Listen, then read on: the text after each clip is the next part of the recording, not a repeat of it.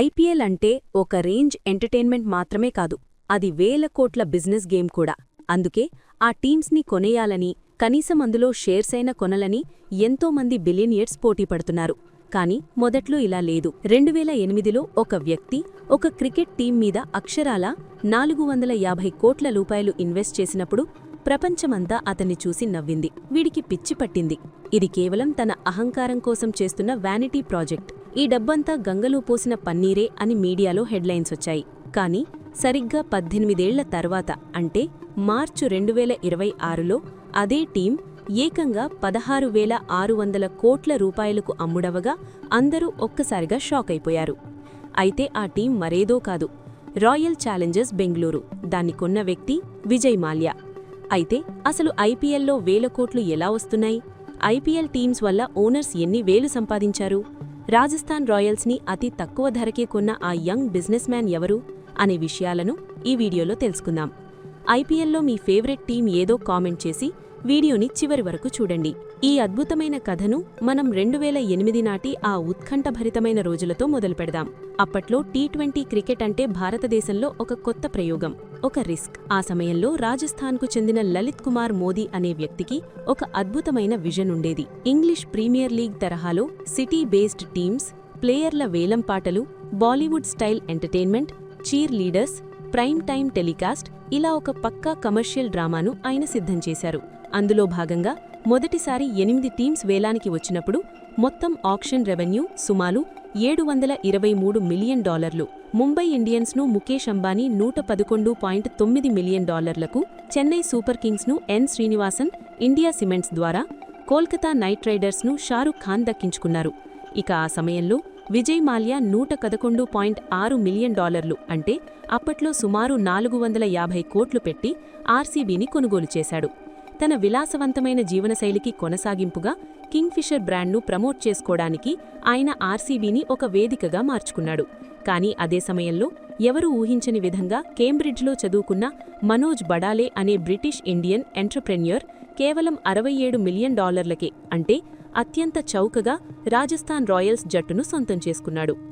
అయితే రాజస్థాన్ రాయల్స్ జట్టు మిగిలిన వారిలా స్టార్ ప్లేయర్ల వెంట పడలేదు.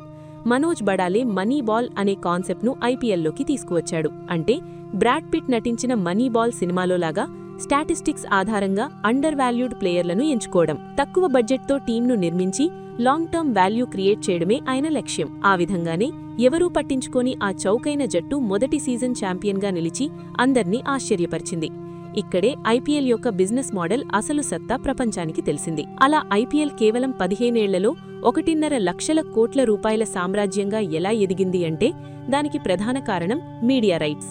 2008లో సోనీ సంస్థ 10 ఏళ్ల కోసం 8,200 కోట్లు చెల్లిస్తే అది అప్పట్లోనే ఒక భారీ డీల్. కానీ 2023లో జరిగిన వేలల్లో బీసీసీఐ ఏకంగా 48,390 కోట్ల రూపాయలకు రైట్స్ అమ్మింది. ఇందులో విశేషమేంటంటే చరిత్రలో మొదటిసారిగా డిజిటల్ రైట్స్ సుమారు 23,758 కోట్లకు అమ్ముడవై, టీవీ రైట్స్ 23,575 కోట్ల కంటే ఎక్కువ ధరకు అమ్ముడవై. అంటే ప్రజలు టీవీల కంటే ఫోన్లలోనే క్రికెట్ ఎక్కువగా చూస్తున్నారని కార్పొరేట్ కంపెనీలు గ్రహించి భారీగా పెట్టుబడి పెట్టాయి. ఇక ఐపీఎల్ టీం ఓనర్లకు ఆదాయం ఎలా వస్తుందనే విషయాన్ని పరిశీలిస్తే బీసీసీఐకి మీడియా రైట్స్ ద్వారా వచ్చే ఆదాయంలో సగం వాటా, అంటే 50%, నేరుగా ఫ్రాంచైజీలకు పంపిణీ చేయబడుతుంది. అంటే ప్రతి ఒరిజినల్ టీంకి కేవలం మీడియా మనీ ద్వారానే 5 ఏళ్ల కాలంలో సుమారు 3,000 కోట్ల రూపాయలు వస్తాయి. దీనికి అదనంగా టికెట్ సేల్స్, స్పాన్సర్షిప్లు, మర్చెండైజ్ మరియు బ్రాండ్ డీల్స్ ద్వారా వచ్చే ఆదాయం వేరు. ఒక టాప్ ఫ్రాంచైజీ వార్షిక ఆదాయం సుమారు 700 నుండి 800 కోట్ల రూపాయల వరకు ఉంటుంది. అయితే ఇక్కడ అత్యంత ముఖ్యమైన విషయమేంటంటే ఈ ఆదాయంలో 80% టోర్నమెంట్ మొదలవక ముందే లాక్ అయిపోతుంది. అంటే గ్రౌండ్లో టీం గెలిచినా ఓడినా ఓనర్లకు మాత్రం కాసుల వర్షం కురుస్తూనే ఉంటుంది. ఈ పటిష్టమైన ఫినాన్షియల్ మోడల్ వల్లే ఆర్సీబీ మరియు రాజస్థాన్ రాయల్స్ వంటి జట్లు $1 బిలియన్ విలువను సంతరించుకున్నాయి. ఇక ఐపీఎల్ ప్రతి మ్యాచ్ మీడియా రైట్స్ విలువ సుమారు $16.8 మిలియన్ కాగా ఎన్ఎఫ్ఎల్ విలువ $37 మిలియన్. కానీ ఐపీఎల్ తక్కువ మ్యాచ్లతోనే భారీ ఆదాయాన్ని సృష్టిస్తోంది. ఇక విజయ్ మాల్యా గురించి చూసుకుంటే 2008లో ఆయన ఆర్సీబీని కొని దాన్ని తన లైఫ్ స్టైల్ ఎక్స్టెన్షన్లా మార్చారు. అప్పట్లో ప్రతి ఆక్షన్లో డ్రామా ఉండేది మరియు 19 ఏళ్ల విరాట్ కోహ్లీని అప్పుడే సైన్ చేశారు. కానీ 2012 నుండి 13 సమయంలో ఆయన ఆర్థిక పరిస్థితి దిగజారడం మొదలైంది. డయాజియో అనే గ్లోబల్ లిక్విడ్ జెయింట్ మాల్యాకు చెందిన యునైటెడ్ స్పిరిట్స్ కంపెనీని కొనుగోలు చేయడంతో ఆర్సీబీ కూడా డయాజియో కంట్రోల్లోకి వచ్చింది. ఇక 2016 నాటికి మాల్యా బ్యాంకుల దగ్గర 9,000 కోట్లు ఫ్రాడ్ చేసి దేశం విడిచి పారిపోవడంతో ఆర్సీబీ ఒక ఫిజిటివ్ టీం నుండి కార్పొరేట్ ఎసెట్గా మారింది. 2016 మార్చిలో డయాజియో ఈ టీంను అమ్మాలని నిర్ణయించుకున్నప్పుడు Aditya Birla group, Times of India group, Blackstone వంటి దిగ్గజాలు లైన్లో నిలిచారు. చివరకు $1.78 బిలియన్ అంటే సుమారు 16,600 కోట్ల రూపాయలకు ఈ డీల్ కుదిరింది. అప్పట్లో తనను చూసి నవ్వినవారికి సమాధానంగా తన 450 కోట్ల పెట్టుబడి నేడు 16,500 కోట్లు అయిందని మాల్యా ఎగ్జైల్ నుండి ట్వీట్ చేయడం గమనార్హం. కానీ ఆర్సీబీ డీల్ కంటే రాజస్థాన్ రాయల్స్ డీల్ చాలా ఎమోషనల్ అని చెప్పాలి. 2008లో ఆస్ట్రేలియా లెజెండ్ షేన్ వాన్ తన కెరీర్ ముగింపు దశలో ఉన్నప్పుడు రాజస్థాన్ రాయల్స్కి కెప్టెన్గా వచ్చారు. అప్పుడాయనకు ఆఫర్ చేసిన శాలరీ సీజన్కి కేవలం $57,000. కానీ వాన్ ఒక అద్భుతమైన తెలివితేటలు ప్రదర్శించారు. తనకు పూర్తి శాలరీ డబ్బు రూపంలో వద్దు, కానీ ప్రతి సీజన్కు 0.75% టీమ్ ఈక్విటీ అంటే వాటా కావాలని అడిగారు. అలా 4 సీజన్లు ఆడి మొత్తం 3% వాటాలు సంపాదించుకున్నారు. అలా 2008లో $67 మిలియన్ ఉన్న టీం వాల్యూలో ఆయన 3% వాటా అంటే అప్పట్లో $2 మిలియన్ అంటే 8 నుండి 9 కోట్లు మాత్రమే.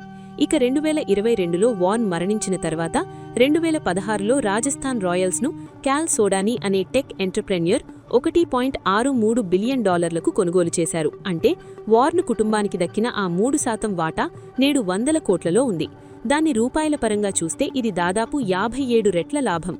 ప్రపంచంలోని ఏ రియల్ ఎస్టేట్ కూడా 18 ఏళ్లలో ఇంతటి రిటర్న్స్ ఇవ్వలేవు. ప్రస్తుతం ఒక ప్రశ్న ప్రతి ఇన్వెస్టర్ మెదడులో మెదులుతోంది. అసలు ఈ వాల్యుయేషన్లు నిజమేనా, లేక ఇదొక బబులా? ఆర్సీబీ లాంటి టీం ఏడాదికి 7 నుండి 800 కోట్ల ఆదాయం సంపాదిస్తుంటే దానికి 16,600 కోట్లు చెల్లించడమంటే దాదాపు 22 రెట్ల రెవెన్యూను ముందే ఇచ్చేయడం. అయితే కొనుగోలుదారులో నేటి ఆదాయాన్ని చూడటం లేదు, వారు 2035 నాటి ఆదాయాన్ని అంచనా వేస్తున్నారు. 2027లో మీడియా రైట్స్ మళ్లీ వేలానికి వచ్చినప్పుడు అవి 80,000 నుండి 1,00,000 కోట్ల రూపాయలకు చేరుతాయని నిపుణులు అంచనా వేస్తున్నారు. భారతదేశంలోని డిజిటల్ అడ్వర్టైజింగ్ మార్కెట్ 2030కి $50 బిలియన్ చేరుతుందని అంచనా వేశారు. ఐపీఎల్ ఎకోసిస్టమ్ వాల్యూ 2023లో $11.2 బిలియన్ ఉండగా 2025లో $8.8 బిలియన్లకు పడిపోవడం ఒక కాంట్రడిక్షన్గా కనిపిస్తున్నా ఇండివిడ్యువల్ టీమ్స్ విలువ మాత్రం పెరుగుతూనే ఉంది. ముగింపుగా చూస్తే ఐపీఎల్ అనేది కేవలం ఒక గేమ్ మాత్రమే కాదు, అది భారతదేశపు ఎంటర్టైన్మెంట్, జనాభా మరియు సరైన టైమింగ్ కలిస్తే సృష్టించబడే అద్భుతమైన సంపదకు నిదర్శనం. ఎన్ఎఫ్ఎల్ తర్వాత ప్రపంచంలోనే 2వ అత్యంత విలువైన స్పోర్ట్స్ లీగ్గా ఐపీఎల్ అవతరించడం అది సామాన్యమైన విషయం కాదు. 2008లో ఒక రిటైర్డ్ క్రికెటర్ శాలరీ వదులుకొని షేర్లు తీసుకోవడం, ఒక బిజినెస్ మ్యాన్ అందరూ నవ్వుతున్న కోట్లు ఇన్వెస్ట్ చేయడం, ఒక టెక్ ఎంటర్ప్రెన్యూర్ చౌకైన టీంను కొనడం, ఇవన్నీ కలిస్తేనే నేడు మనం చూస్తున్న ఈ $1 బిలియన్ క్రికెట్ పండుగ. ఇది కేవలం క్రికెట్ మాత్రమే కాదు, సరైన విజన్ ఉంటే వెల్త్ ఏ స్థాయిలో క్రియేట్ చేయవచ్చో చెప్పడానికి ఐపీఎల్ ఒక పెద్ద సాక్ష్యం. సో ఇది ఫ్రెండ్స్, ఈ వీడియో మీకు ఎలా అనిపించిందో కామెంట్ చేసి నచ్చితే ఒక లైక్ చేయండి. అలాగే ఇలాంటి మరెన్నో ఇంట్రెస్టింగ్ వీడియోస్ కోసం మా ఛానల్ని సబ్స్క్రైబ్ చేసుకోండి.